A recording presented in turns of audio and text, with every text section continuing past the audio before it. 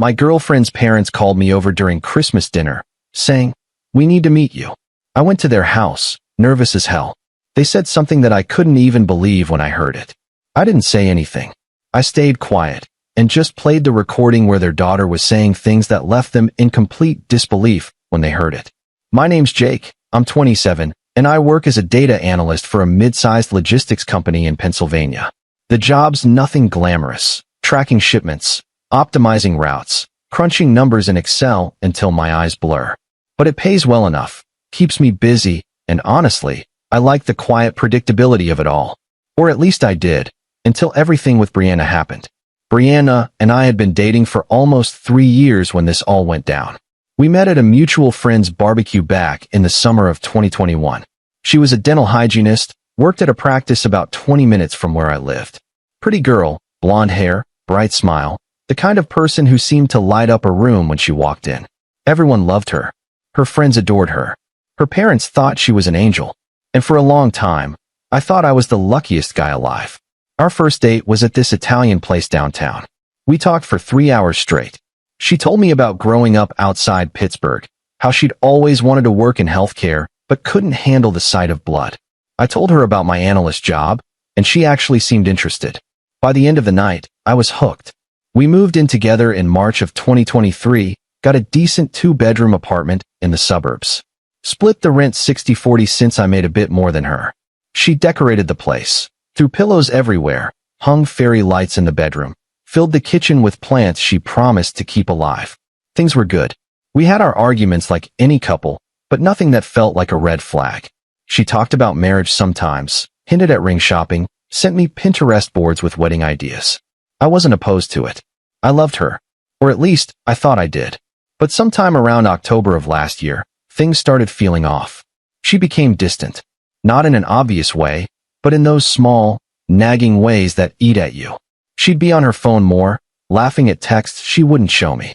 She started going out with her friends more often, girls' nights that stretched past midnight, sometimes into the early morning. When I asked about it, she'd brush it off. "You're being paranoid, Jake. I'm allowed to have a life outside of us." And she was right, technically. But something in my gut told me this wasn't just about independence. Then came December. Update 1. It was December 10th, a Tuesday night. Brianna said she was going out with her co-worker Haley for drinks. She left around 7, told me she'd be back by 10. 10 came and went. Then 11. Then midnight. I texted her twice, no response. I called once, and it went straight to voicemail. By 1 in the morning, I was pacing the apartment, trying to convince myself she was fine, that maybe her phone died, that I was overreacting. She stumbled in at 1:47 a.m., reeking of alcohol and something else. Cologne, maybe. Her makeup was smudged, her hair messier than when she'd left. She saw me sitting on the couch and immediately got defensive. "What? Are you waiting up for me like some kind of cop?"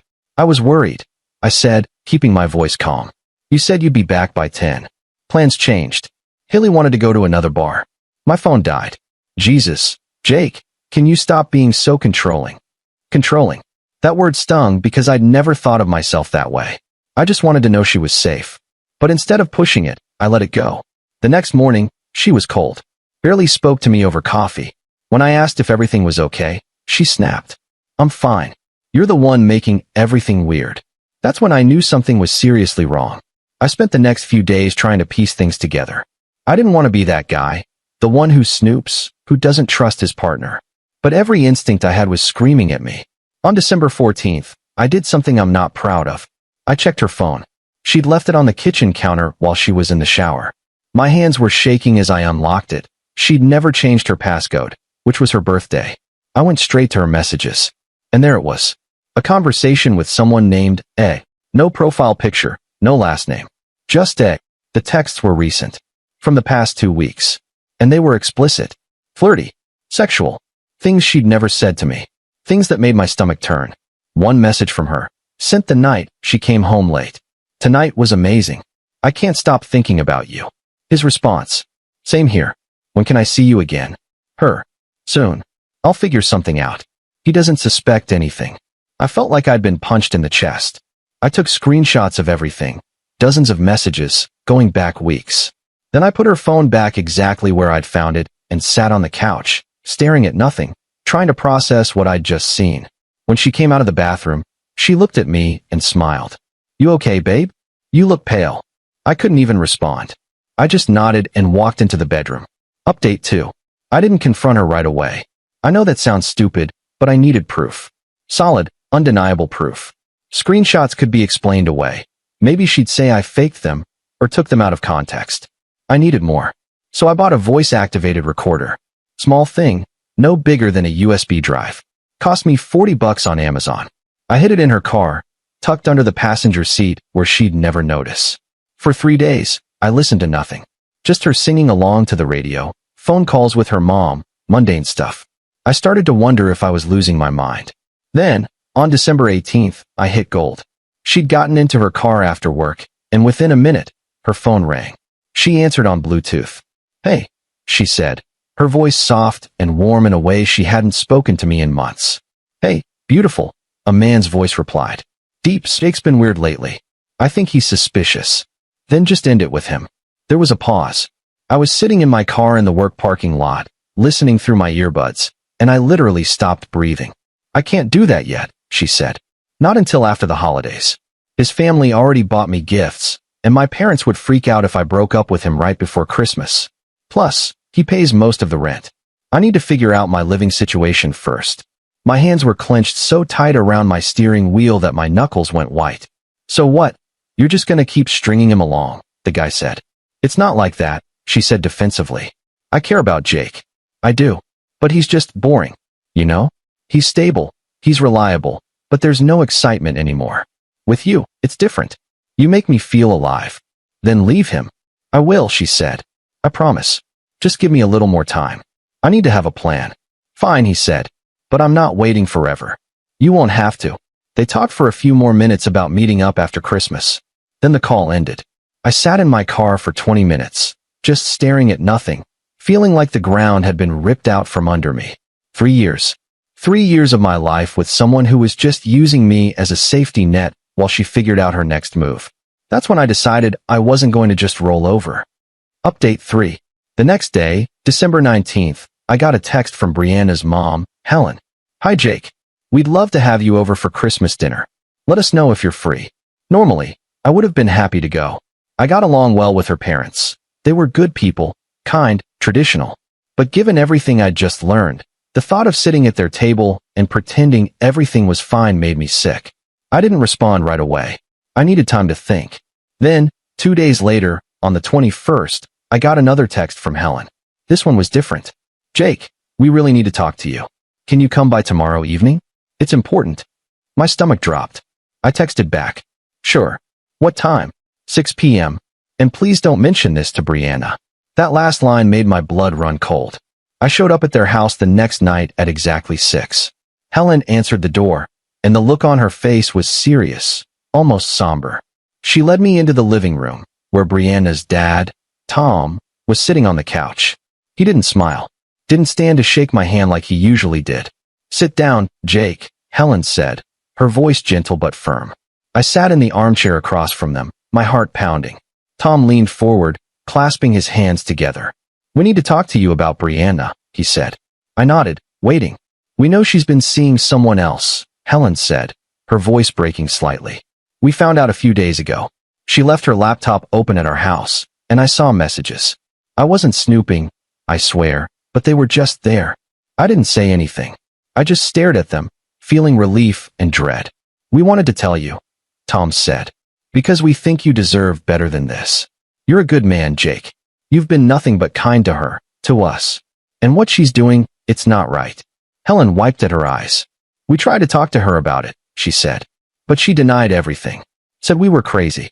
That we misread the messages." "But we didn't," Tom said firmly. "We know what we saw."